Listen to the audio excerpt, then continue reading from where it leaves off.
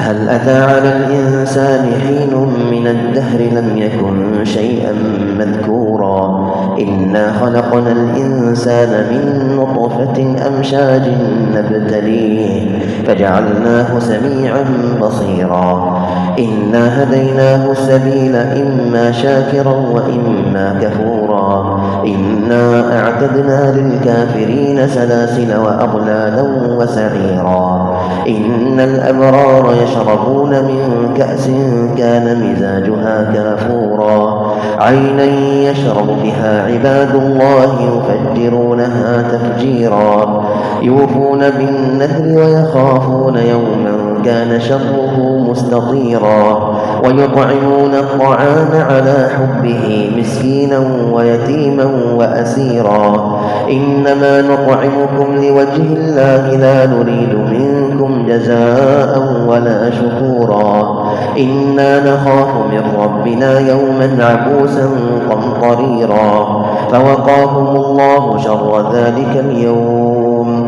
ولقاهم نضرة وسرورا وجزاهم بما صبروا جنة وحريرا متكئين فيها على الأرائك لا يرون فيها شمسا ولا زمهريرا ودانية عليهم ظلالها وذللت قطوفها تذليلا ويطاف عليهم بآنية من فضة وأكواب كانت قوارير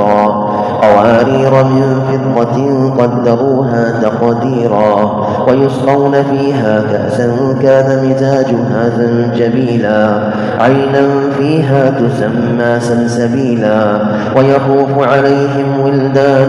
مخلدون إذا رأيتهم حسبتهم لؤلؤا منثورا وإذا رأيت ثم رأيت نعيما وملكا كبيرا عاليهم ثياب سندس خضر واستبرق وحلوا أساور من فضة وسقاهم ربهم شرابا طهورا إن هذا كان لكم جزاء وكان سعيكم مشكورا إنا نحن نزلنا عليك القرآن تنزيلا فاصبر لحكم ربك ولا تطع منهم آثما أو كفورا واذكر اسم ربك بكرة وأصيلا ومن الليل فاسجد له وسبحه ليلا طويلا إن هؤلاء يحبون العاجلة ويذرون وراءهم يوما ثقيلا نحن خلقناهم وشددنا أسرهم وإذا شئنا بدلنا أمثالهم تبديلا إن هذه تذكرة فمن شاء اتخذ إلى ربه سبيلا